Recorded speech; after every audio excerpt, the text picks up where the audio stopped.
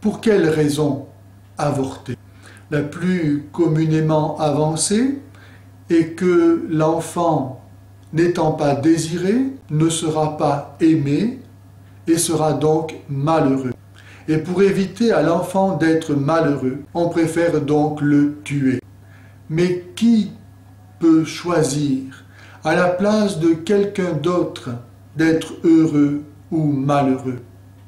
Cela n'appartient qu'à chacun d'entre nous. Il y a des enfants qui naissent dans le 16e arrondissement de Paris et qui ont tout ce que humainement on peut désirer. Santé, amour, fortune, relations, et qui se suicident. Et il y a des enfants qui passent toute leur journée à gratter sur les montagnes d'ordures de Calcutta afin de trouver quelque chose à manger et qui ont des sourires comme des soleils.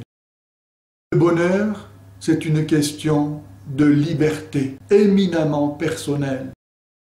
D'autres, pour avorter, craignent ou savent que l'enfant est handicapé.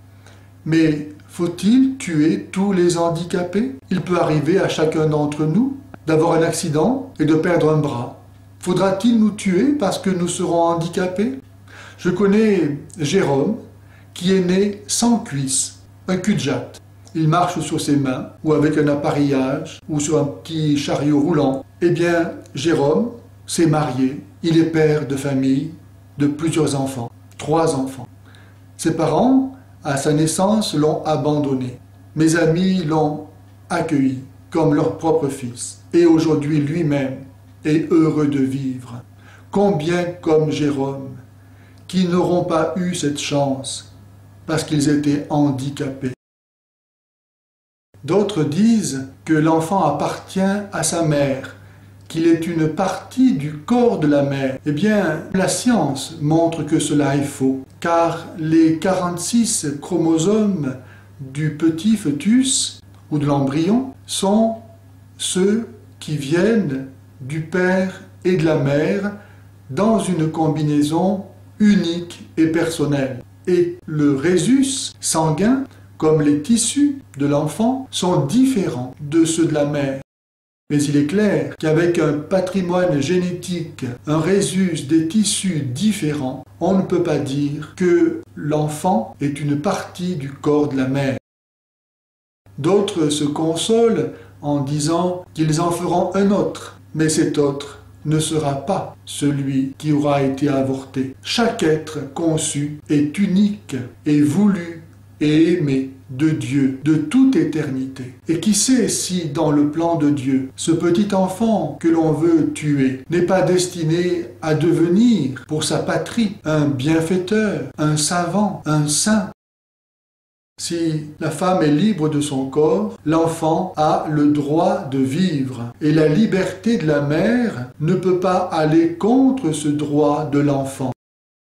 Car le droit de vivre est au fondement de tous les droits, puisque sans la vie, il n'y a rien de possible, et donc pas même d'autres droits. La liberté est le pouvoir non pas de faire tout ce que l'on veut, mais de choisir le bien. Et qui, plus qu'un petit enfant, innocent et fragile, a besoin que l'on choisisse le bien pour lui, a besoin de l'amour de sa mère, car seul l'amour permet de choisir le bien.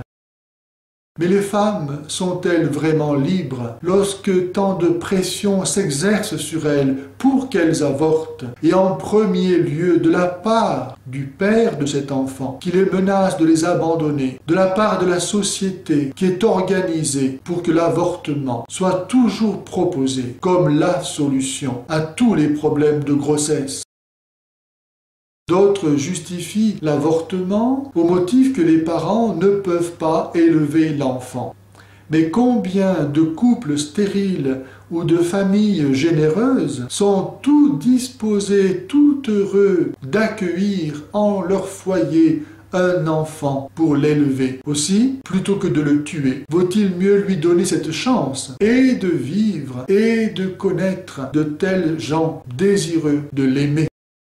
D'autres justifient l'avortement en avançant la situation de détresse dans laquelle la mère est plongée du fait de la grossesse. Mais la détresse est bien pire, infiniment pire, après l'avortement, comme le syndrome post-avortement, bien connu aujourd'hui de nombre de médecins en témoignent. Car une mère, toute sa vie et jusqu'à sa mort, pourra se dire « Si je n'avais pas tué mon petit, aujourd'hui, il serait là, à jouer avec ses cousins, avec ses petits camarades. Aujourd'hui, peut-être qu'il pourrait se fiancer. Aujourd'hui, peut-être qu'il pourrait se marier, être père de famille. Et à cause de moi, à cause de mon manque de confiance, d'amour, il ne peut pas connaître tout cela. Un acte irréparable a été commis, qui est la source d'une si profonde détresse morale, spirituelle, que seul le pardon de Dieu peut guérir dans la confession. D'autres justifient l'avortement au motif que la loi civile le permet. Mais la loi civile n'est malheureusement pas toujours l'expression de la vérité et du bien de l'homme, qu'elle a pourtant la mission, le devoir de défendre et de promouvoir. Ainsi, par exemple, sous le Troisième Reich, il était parfaitement légal d'assassiner les Juifs ou d'autres personnes. Était-ce moral pour autant? Ce qui est légal n'est pas synonyme de ce qui est moral.